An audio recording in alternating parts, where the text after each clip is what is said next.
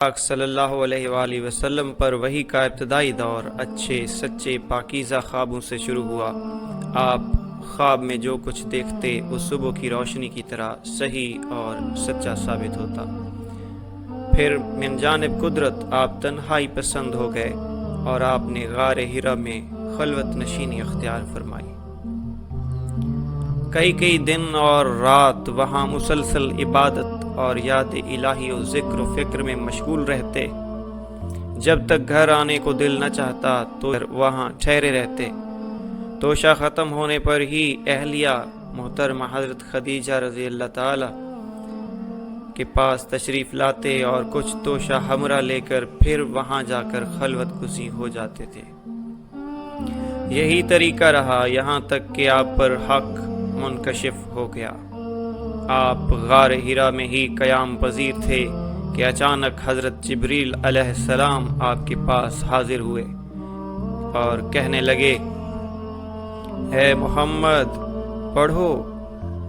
آپ فرماتے ہیں کہ میں نے کہا میں پڑھنا نہیں جانتا۔ آپ صلی اللہ علیہ وآلہ وسلم فرماتے ہیں کہ فرشتے نے مجھے پکڑ کر اتنے زور سے بھینچا کہ میری طاقت جواب دے گئی۔ پھر مجھے چھوڑ کر کہا پڑھو۔ میں نے پھر وہی جواب دیا کہ میں پڑھا ہوا نہیں ہوں۔ اس فرشتے نے مجھ کو نہایت ہی زور سے بھینچا کہ مجھ کو سخت تکلیف محسوس ہوئی۔ پھر اس نے کہا پڑھ۔ میں نے کہا کہ میں پڑھا ہوا نہیں ہوں۔ فرشتے نے تیسری بار مجھ کو پکڑا اور تیسری مرتبہ پھر مجھ کو بھینچا، پھر مجھے چھوڑ دیا اور کہنے لگا، پڑھو اپنے رب کے نام سے جس نے پیدا کیا انسان کو خون کی پھٹکی سے۔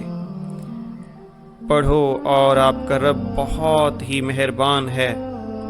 بس یہی آیتیں آپ حضرت جبریل علیہ السلام سے سن کر اس حال میں غار ہرا سے واپس ہوئے کہ آپ کا دل انور انوکھے واقعہ سے کانپ رہا تھا۔ آپ حضرت خدیجہ کے ہاں تشریف لائے، فرمایا کہ مجھے کمبل اڑا دو۔ لوگوں نے آپ کو کمبل اڑا دیا۔ جب آپ کا ڈر جاتا رہا تو آپ نے اپنی زوجہ محترمہ حضرت خدیجہ سے تفصیل کے ساتھ واقعہ بیان کیا۔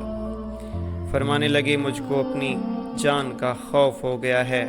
آپ کی اہلیہ محترمہ حضرت خدیجہ نے ٹھارس بندھائی اور کہا آپ کا خیال صحیح نہیں ہے۔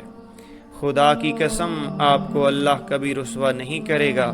آپ تو اخلاق فاضلہ کے مالک ہیں، آپ تو کنبہ پرور ہیں، بے قصوں کا بوجھ اپنے سر پر رکھ لیتے ہیں، مفلسوں کے لیے آپ کماتے ہیں، مہمان نوازی میں آپ بے مثل ہیں، مشکل وقت میں آپ امر حق کا ساتھ دیتے ہیں۔ ایسے اوصاف حسنہ والا انسان یوں بے وقت ذلت و خواری کی موت نہیں پا سکتا۔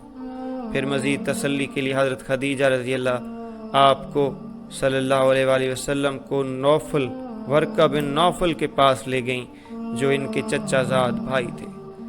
زمانہ جاہلیت میں نصرانی مذہب اختیار کر چکے تھے، عبرانی زبان کے کاتب تھے، چنانچہ انجیل کو بھی حسب منشائے خداوندی عبرانی زبان میں لکھا کرتے تھے۔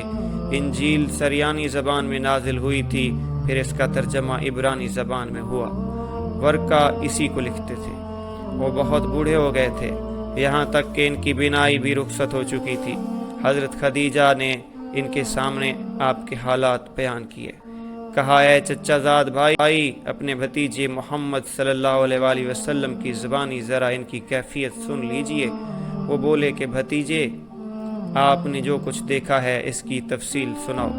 چنانچہ آپ صلی اللہ علیہ وآلہ وسلم نے از اول تا آخر پورا واقعہ سنایا، جسے سن کر ورقہ بے اختیار ہو کر بول اٹھے، یہ تو وہی ناموس معزز رازدان فرشتہ ہے جسے اللہ نے حضرت موسیٰ علیہ السلام پر وحی دے کر بھیجا۔ کاش میں آپ کے اس عہد نبوت کے شروع ہونے پر جوان عمر ہوتا، کاش میں اس وقت تک زندہ رہتا جبکہ آپ کی قوم آپ کو اس شہر سے نکال دے گی رسول کریم صلی اللہ علیہ وآلہ وسلم یہ سن کر تعجب سے پوچھا کہ کیا وہ لوگ مجھ کو نکال دیں گے، حالانکہ میں تو ان میں صادق و امین و مقبول ہوں۔ ورقہ بولا یہ سب کچھ سچ ہے، مگر جو شخص بھی آپ کی طرح امر حق لے کر آیا لوگ اس کے دشمن ہی ہو گئے۔ اگر مجھے آپ کی نبوت کا وہ زمانہ مل جائے تو میں پوری مدد کروں گا، مگر ورقہ کچھ دنوں کے بعد انتقال کر گئے اور پھر کچھ عرصے تک وحی کی آمد موقوف رہی۔